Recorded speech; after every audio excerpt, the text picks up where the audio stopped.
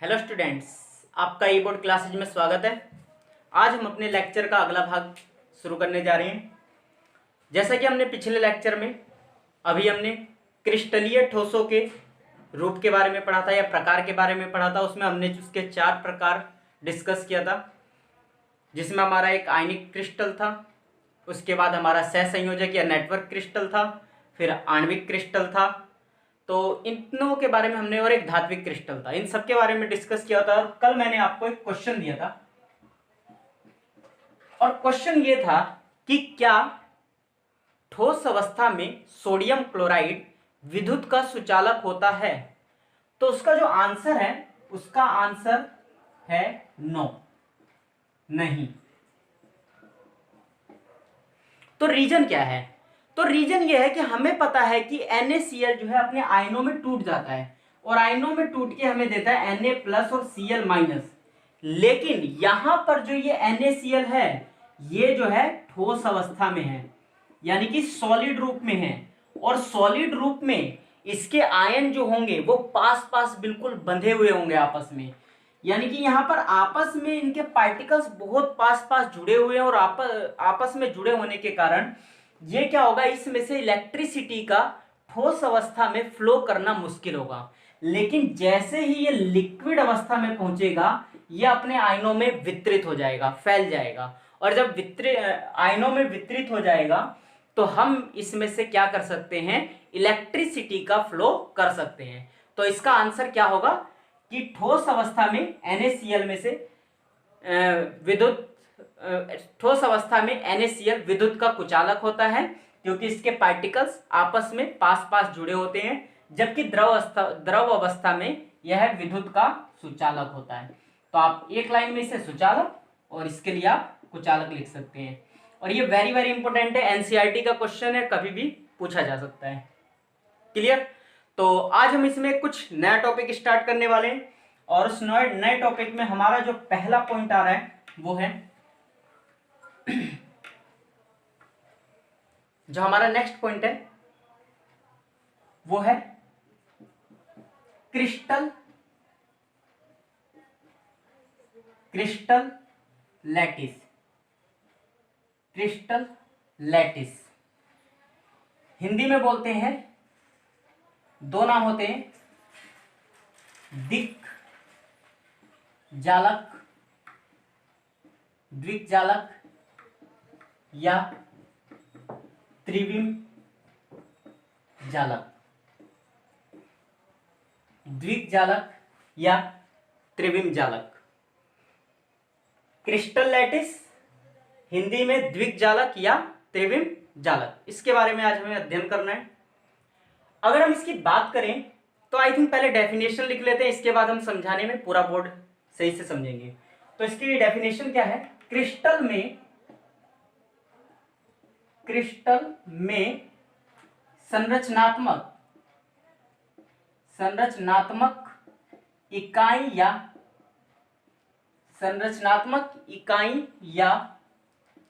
घटक कणों में आपको बता चुका हूं कि घटक कण के अंदर कौन कौन सा हो सकता है, परमाणु, आयन या अणु। तो अणु, परमाणु या आयन कर लेना आप, अणु, परमाणु या आयन। घटक कणों की त्रिविम व्यवस्था को द्विक जालक या क्रिस्टल जालक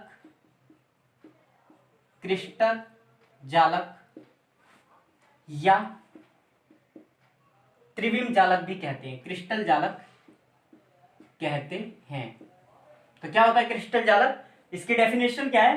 क्रिस्टल में संरचनात्मक इकाई या घटक कणों जैसे कि अणु, परमाणु या आयन की त्रिविम व्यवस्था को द्विक जालक या क्रिस्टल जालक कहते हैं। क्लियर?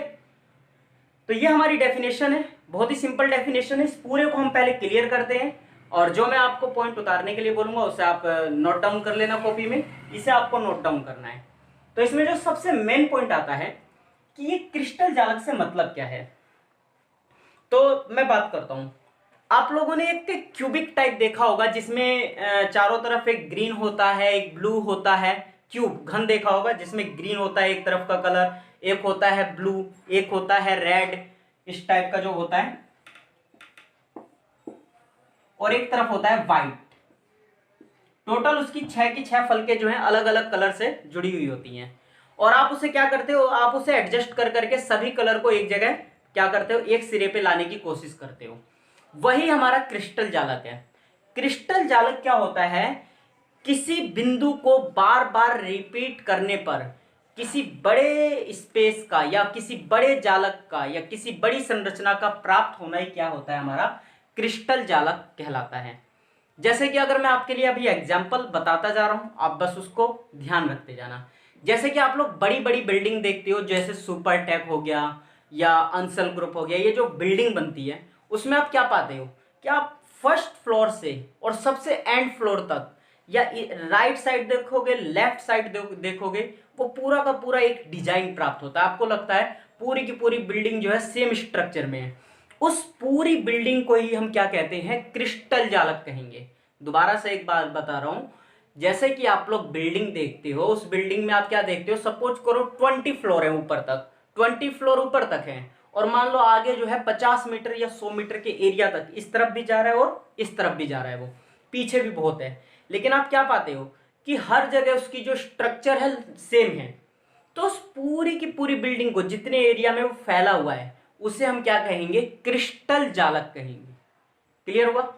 अब क्रिस्टल जालक बनता कैसे है, तो सबसे मेन पॉइंट यही आता है कि क्रिस्टल जालक आखिर ये बनता कैसे है।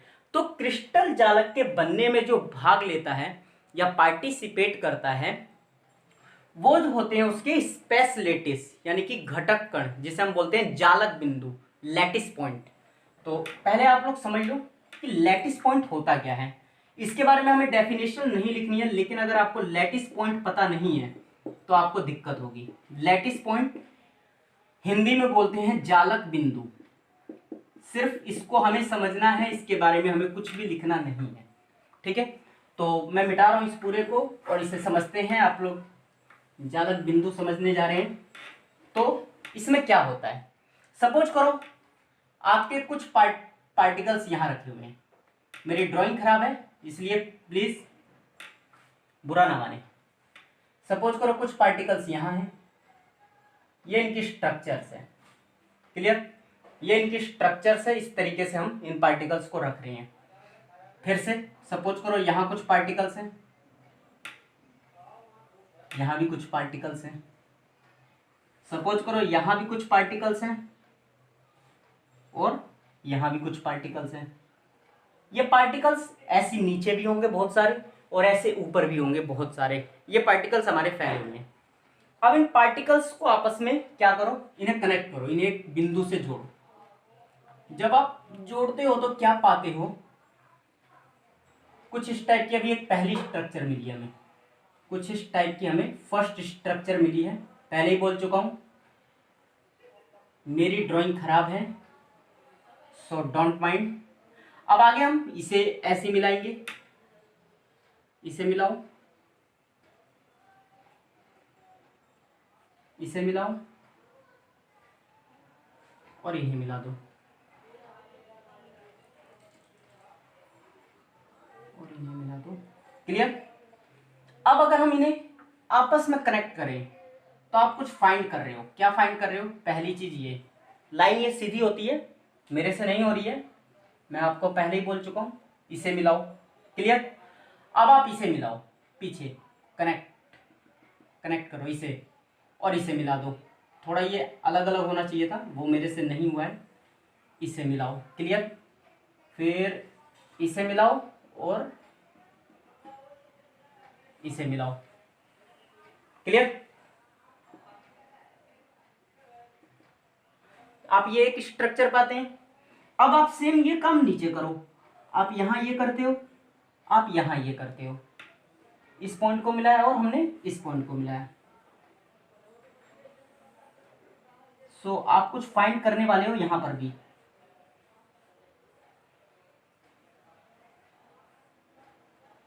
अब आप फिर से इन दोनों को मिलाओ, ये किससे मिलेगा, ये हमारा इससे मिल जाएगा, और ये जो पॉइंट है हमारा नॉर्मली यहां आ जाएगा। फिर से आगे चलो, यहां आए, यहां आए और यहां आए।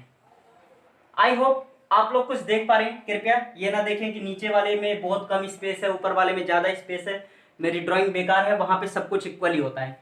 आप लोग क्या पा रहे हैं, आप लोग देख रहे हैं कि ये पूरा का पूरा हमारा एक क्रिस्टल है। इस क्रिस्टल को हम क्या बोलते हैं, हेक्सागोनल बोलते हैं। ये हेक्सागोनल इसकी स्ट्रक्चर है। अब इस आप स्ट्रक्चर को अगर बार बार फाइंड करके देखोगे, तो आप बार बार फाइंड करते हो तो आपको पता चलता है कि ऐसी ऐसी जो है ये पूरा एक स्ट्रक्चर, लेकिन इस स्ट्रक्चर को अलग देखो तो ये भी एक स्ट्रक्चर है। नीचे जाओगे ऐसे एक और पॉइंट बनाओ तो नीचे भी एक स्ट्रक्चर मिलेगा। अगर मैं एक ऊपर एक और स्ट्रक्चर बना दूं तो ऊपर भी एक स्ट्रक्चर मिलेगा। तो इसका मतलब ये है कि जो पूरे के पूरे बड़े क्रिस्टल होते हैं, ये जो बिंदु होते हैं, लैटिस पॉइंट की बात कर रहा हूं, ये जो लैटिस पॉइंट है, इन लैटिस पॉइंट्स को जब हम आपस में मिलाते हैं तो आपस में मिलाने के बाद ये एक क्या करते हैं, ज्यामिति देते हैं, क्रिस्टल को संरचनात्मक इकाई देते हैं, जिसे हम क्या कहते हैं, क्रिस्टल जालक कहते हैं या द्विक जालक कहते हैं। अब ये जो व्यवस्था होती है त्रिविमी आती है। अब यहाँ पे आपको नहीं नजर आ रहा होगा, लेकिन फिर भी ये स्ट्रक्चर आपको कैसी नजर आ रही होगी, 3D आ रही होगी, क्योंकि इसमें ये वाला जो पॉइंट है जो मैंने डॉटेड बनाया है, ये जो होता है हमारा थर्ड स्पेस में बनना चाहिए। थर्ड स्पेस का मतलब ये है कि ये जैसे अगर बोर्ड है तो इसकी ये एक्स डायमेंशन हो गई, ये इसकी वाई डायमेंशन हो गई, और अगर इसे बाहर ऐसे खींच लो तो ये हमारी क्या हो जाएगी, जेड डायमेंशन, सॉरी मतलब जेड यानी कि 3D। तो अब बाहर तो खींचना पॉसिबल है नहीं, तो ये हम इस पे ही दिखा देते हैं। तो बोर्ड पे हम जो भी ड्राइंग बनाते हैं वो 2D होता है, तो 3D में आपको शो नहीं कर सकता। तो फिलहाल मैंने क्या बताया कि जब इन पॉइंट्स को हम आपस में मिलाते हैं, जब इन पॉइंट्स को हम आपस में मिलाते हैं, तो इन पॉइंट्स को आपस में मिलाने के कारण जो हमें स्ट्रक्चर प्राप्त होती है उसे हम क्या कहते हैं, उसे हम क्रिस्टल जालक कहते हैं। Point clear. अब क्रिस्टल, ये क्लियर हो गया पॉइंट हमारा। तो ये जो पॉइंट होते हैं, ये जो घटक कण होते हैं, ये अणु भी हो सकता है, परमाणु भी हो सकता है, या आयन भी हो सकता है, और यही मिलके किसी क्रिस्टल की स्ट्रक्चर को डिसाइड करते हैं। अब अगला पॉइंट ये है कि ये जो घटक कण होते हैं ये हर जगह इक्वल होते हैं। यानी कि अगर यहां पर सपोज करो CO2 का मॉलिक्यूल्स है, तो ये भी क्या होगा, CO2 का ही अणु होगा। ये भी क्या होगा हमारा, CO2 का ही पार्टिकल होगा। ये भी क्या होगा हमारा, CO2 का ही पार्टिकल होगा, और ये भी क्या होगा हमारा, CO2 का ही पार्टिकल होगा। कहने का मतलब ये है कि कभी भी स्पेस लैटिस यानी कि जालक बिंदु वह अलग अलग नहीं हो सकते। एक क्रिस्टल में एक ही प्रकार के जालक बिंदु उपस्थित होंगे। क्लियर। एक क्रिस्टल में एक ही प्रकार के जालक बिंदु हमेशा उपस्थित होते हैं, वो कभी भी अलग नहीं हो सकते। और जब एक ही प्रकार के जालक बिंदु आपस में मिलते हैं तो वो क्या करते हैं, कि क्रिस्टल जालक का निर्माण करते हैं। क्लियर। तो आई थिंक आपको स्पेस लैटिस यानी कि जालक बिंदु के बारे में क्लियर हो गया होगा। इसके बारे में इसके बाद आपको क्रिस्टल की संरचना के बारे में क्लियर हो गया होगा। इसके कुछ गुण होते हैं, यानी कि किसी भी ठोस को क्रिस्टल होने के लिए कुछ उसके गुण होते हैं, वो आपको लिखना है। इस स्ट्रक्चर को मुझे जरूरत है तो मैं इसे मिटा नहीं रहा हूं, अभी मैं समझाऊंगा इसको दोबारा से, कुछ और समझाना है। तो अब हम हेडिंग डालेंगे द्विक जालक के लक्षण निम्न होते हैं, निम्न होते हैं।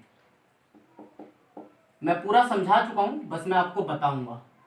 इसका जो पहला लक्षण होता है वो ये होता है कि जो हमारे जालक बिंदु होते हैं वो किसी एक बिंदु पे पूरी तरह से यानी कि वो एक जगह सिचुएटेड होते हैं। तो क्या होता है, द्विक जालक में प्रत्येक बिंदु क्रिस्टल के घटक कणों, क्रिस्टल के घटक कणों की स्थिति को दर्शाता है, स्थिति को दर्शाता है। यह ध्यान रखें, क्या कह रहा है, दिग्जालक में प्रत्येक बिंदु, अगर ये बिंदु कोई सा भी अगर गायब हो जाए, अगर ये बिंदु ना हो, तो ये पूरी हमारी क्रिस्टल की स्ट्रक्चर खराब हो जाएगी। इसीलिए इसने क्या बोला है कि द्विजालक में प्रत्येक बिंदु जो होता है वो क्या करता है, घटक कणों की स्थिति को दर्शाता है। यानी कि हमारा ये CO2 है या NaCl है या I2 है, जो मैंने कल बताया था, वो सारे के सारे मैं यहाँ पे रिपीटेड कर रहा हूं, तो इनकी स्थिति को बताता है, क्योंकि यही क्या करते हैं, स्ट्रक्चर। द्विजालक में उपस्थित प्रत्येक बिंदु का परिवेश जालक में उपस्थित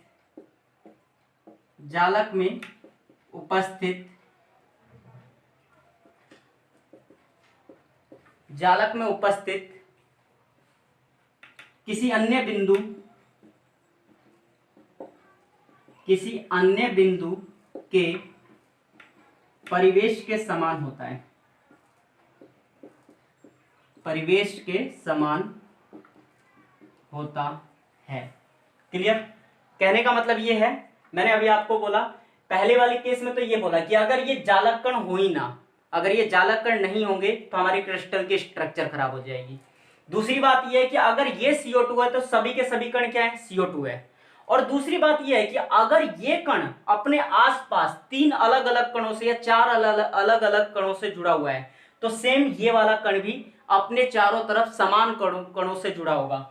सेम ये वाला कण भी समान कणों से अपने चारों तरफ जो है जुड़ा होगा। क्लियर? तो इनमें ये है कि इनमें किसी की भी स्ट्रक्चर में अंतर नहीं हो सकता। अगर ये 1 2 3 4 जनों के साथ बाउंड्री शेयर कर रहा है तो ये भी 4 जनों के साथ करेगा, 1 2 3 एंड 4। तो कहने का मतलब दूसरे पॉइंट का ये है कि इनका परिवेश समान है, वो चेंज नहीं हो सकता। तीसरा पॉइंट ये है कि संपूर्ण द्विजालक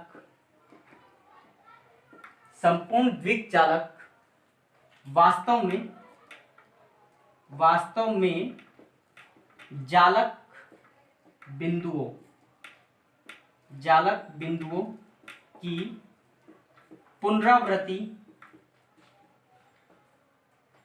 द्वारा प्राप्त होता है।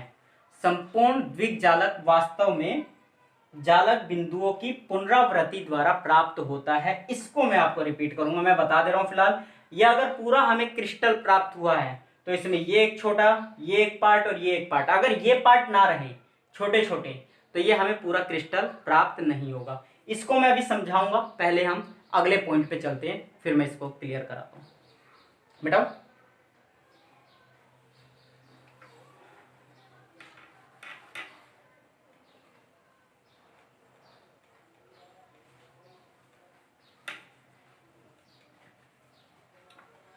तो अब हमारा अगला पॉइंट है इकाई सेल। नेक्स्ट हेडिंग है इकाई सेल। इकाई सेल इंग्लिश में बोलते हैं, एक और इंग्लिश में बोलते हैं इसे यूनिट सेल, या हिंदी में एक और नाम है मात्रक कोष्ठिका।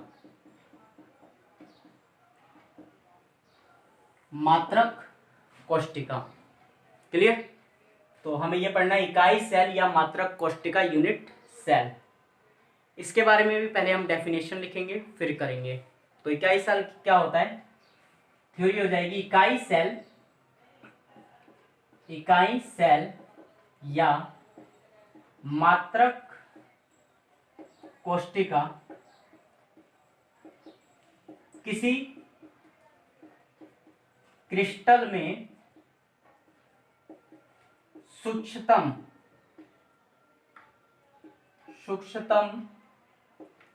जालक बिंदुओं का वह समूह होता है जिसकी त्रिआयामी पुनरावृत्ति करने पर क्रिस्टल का संपूर्ण जालक प्राप्त होता है। ये आप डेफिनेशन लिख लें। इकाई सेल क्या होता है? इकाई सेल या मात्रक कोशिका किसी क्रिस्टल में सूक्ष्मतम जालक बिंदुओं का वह समूह होता है जिसकी त्रिआयामी पुनरावृत्ति करने पर क्रिस्टल का संपूर्ण जालक प्राप्त होता है।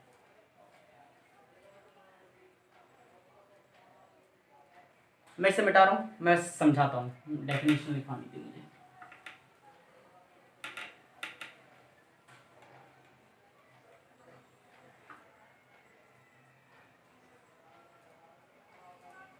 देखिए क्या होता है, अगर मैं इसे बात करूं कि हमारा यूनिट सेल क्या होता है, तो जो हमारा यूनिट सेल होता है यह हमारा सबसे छोटा जालक होता है।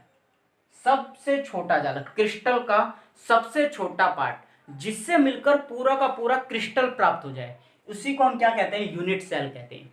सिंपल आप समझिए, सपोज करो ये पूरी दीवार बनी है, पूरी दीवार ईंटों से बनी है।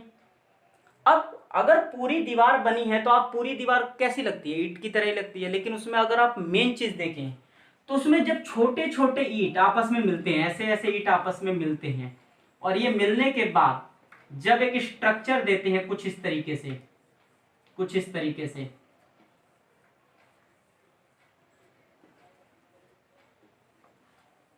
तो इस छोटी ईंट को, जो एक ईंट है, उसे हम क्या कहेंगे? यूनिट सेल कहेंगे। यानी कि किसी क्रिस्टल का वह सबसे सूक्ष्मतम भाग जिसकी बार बार पुनरावृत्ति करने पे हमें पूरा का पूरा एक क्रिस्टल प्राप्त होता है या क्रिस्टल जालक प्राप्त होता है, उसे हम यूनिट सेल कहते हैं। जैसे इस ईंट की बार बार पुनरावृत्ति करें, यहां करें, यहां करें, यहां करें, यहां करें, यानी कि हम पूरी, हमें एक दीवार बनानी है तो हम नीचे से स्टार्ट करेंगे और वो ईंट एक के ऊपर एक क्या करेंगे? हम जोड़ते चले जाएंगे। एक लंबाई और चौड़ाई में उचित अनुपात में हम क्या करेंगे? उसे जोड़ते जाएंगे। तो जब हम उस ईंट की बार बार पुनरावृत्ति करते हैं तो जो हमें पूरी की पूरी एक दीवार प्राप्त हुई है उसे तो हम कहेंगे क्रिस्टल जालक, और उस ईंट को हम क्या कहेंगे? उस ईंट को हम कहेंगे यूनिट सेल, मात्रक कोशिका या इकाई सेल कहते हैं। दूसरा तरीका भी है, जैसे आप लोग फर्श पे टाइल्स लगवाते हैं या दीवारों पे टाइल्स लगवाते हैं, तो आप लोगों को पता है कि एक टाइल्स की जो लंबाई चौड़ाई होती है वो लगभग इतनी होती है। अब जब उस टाइल्स की पूरे दीवार पे पुनरावृत्ति करते चले जाएंगे तो पूरी एक स्ट्रक्चर प्राप्त होगी बड़ी सी। अब बड़ी सी स्ट्रक्चर जो प्राप्त हो रही है उसे तो हम कहेंगे क्रिस्टल जालक, लेकिन उस एक टाइल्स को, जिसको बार बार रिपीट करने पर, उसकी जैसे ही बहुत सारी टाइल्स को रिपीट करने पर जो हमें स्ट्रक्चर प्राप्त हो रही है उसे हम क्या कहते हैं? यूनिट सेल या इकाई सेल कहते हैं। जैसे कि आप इसमें देख सकते हैं, इसमें हम बार बार किसकी रिपीटेशंस कर रहे हैं? इतने भाग की बार बार, इतने भाग की बार बार रिपीटेशंस कर रहे हैं। जैसे मैं इसमें और भी पार्ट्स कर सकता हूँ, मैं यहाँ जोड़ दूँ, यहाँ जोड़ दूँ, यहाँ जोड़ दूँ, तो क्या होगा? ये हो जाएगा, ये हो जाएगा। मैं यहाँ कर दूँ, मैं ऐसे चल रहा हूँ। अब बताइए, है रिपीटेशंस? एक और रिपीटेशंस हो गई।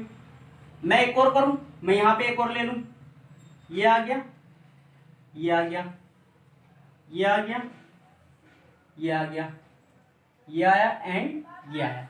मैं नीचे भी रिपीटेशंस कर सकता हूं, जैसे ये और ये, और सेम मैं यहां चला और यहां चला।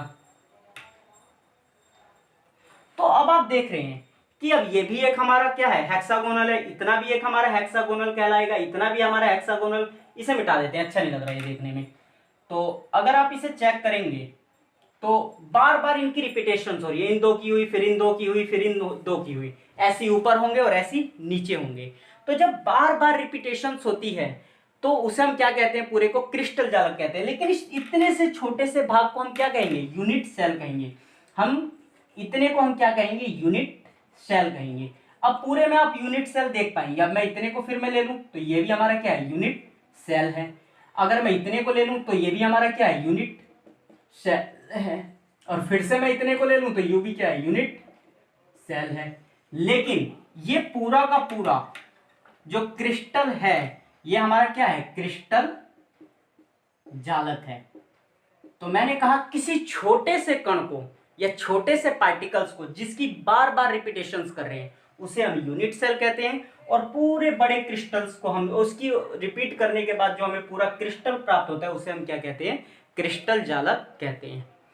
तो आई थिंक आपको ये कॉन्सेप्ट क्लियर हुआ होगा।